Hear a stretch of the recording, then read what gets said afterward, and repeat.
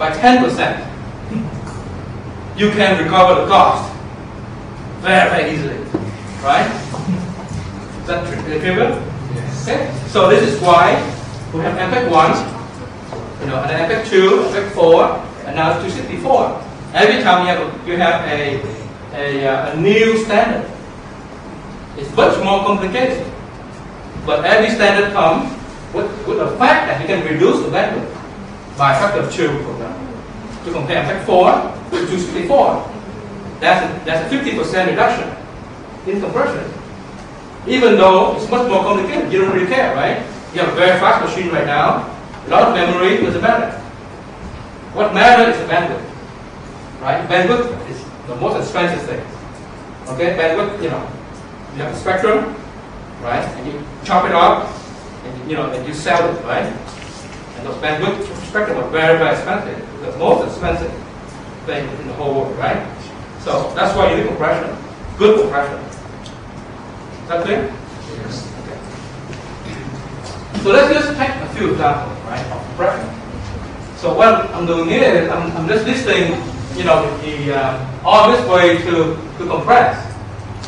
Well, easiest way is to, remove extra blank page in the chapter, right? So when you scan in a book, you don't have to send a blank page. Or you can do PKZip or WinZip or whatever, right? That's one way to compress. But those are lossless compression. Right? This compression is lossless in the sense that you can reconstruct bit by bit exactly. And for many applications, you want to have lossless compression. Okay? Now, in the lossy compression, who have heard of reader digest? Okay. Who have heard of Yuen Ngang? You have a Yuen Kieu, right? It's a big volume, they're huge. And they have a shorter, thin version of Yuen Kieu, right? So those are the idea of compression is that you don't have to read the whole big chapter books. You can read a simplified, a simple version of that, and you can still know what's going on.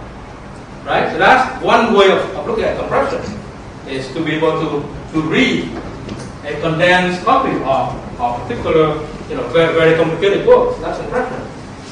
Or DVD. I'm sure you have looked at, you see VCD, DVD. That's used MPEG 1 and MPEG 2. That's compression.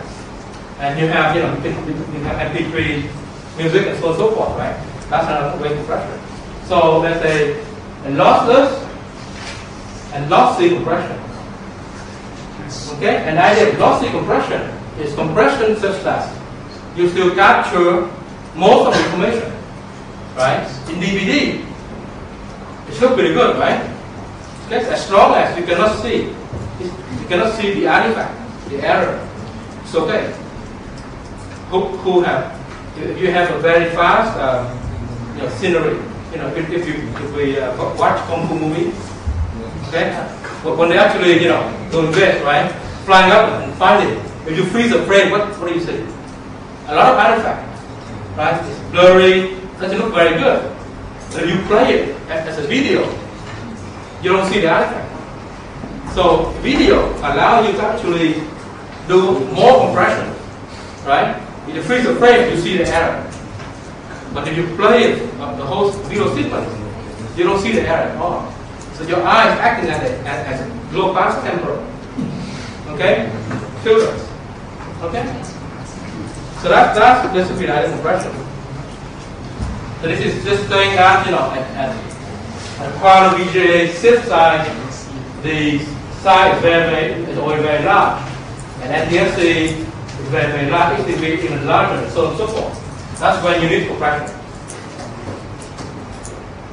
So let me go to the how video is structured. Okay?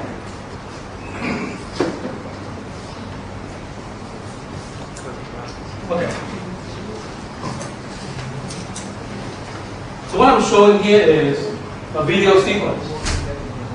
A video sequence is a collection of pictures, right?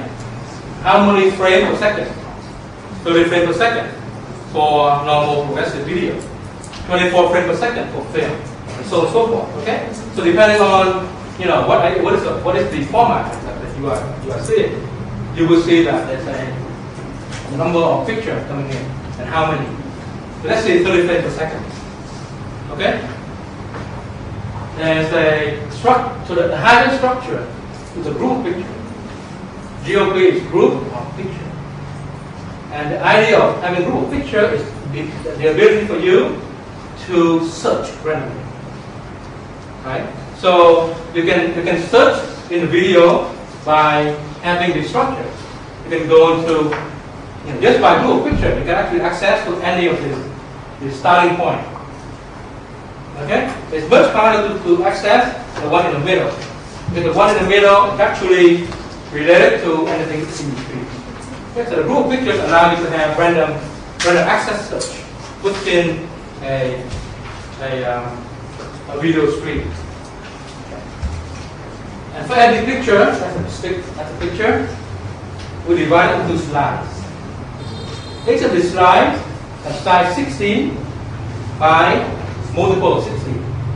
So a slide could be one block of size 16 by 16, or it could be, half of that whole slide, right? It could be the whole thing. Okay? And this is basically for error concealment. If an error appears at one block, it will propagate within the slides. So basically, you can, reconstruct within the slides. Okay, so slide is for error correcting code, error concealment technique. And each of the blocks within the slides, okay, decompose into, it will be a 8 block. And each of the 8 blocks will be a luminance and a chrominance. The chrominance is subsampled by 2 because the bandwidth is lower compared to the luminance. Okay, so all you have to remember here is picture, is video consisting of group of picture. In each group of picture, you have several pictures. Each picture consists of slides. Each slide are blocks. Each block you have luminance, which is intensity black and white grayscale level, and you have the color component. Okay.